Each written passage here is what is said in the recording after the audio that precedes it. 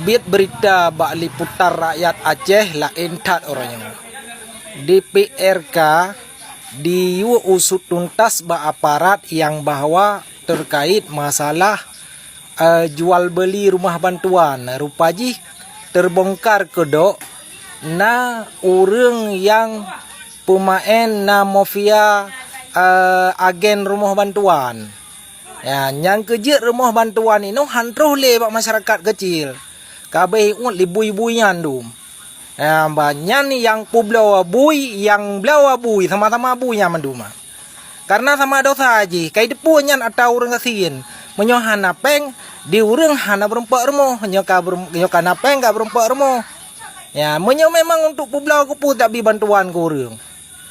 Nyan nyo lagi nyan cara buat ka pelaku, ada tak kerempok nyampi lagi ka paju si bui si kabi kana kaya.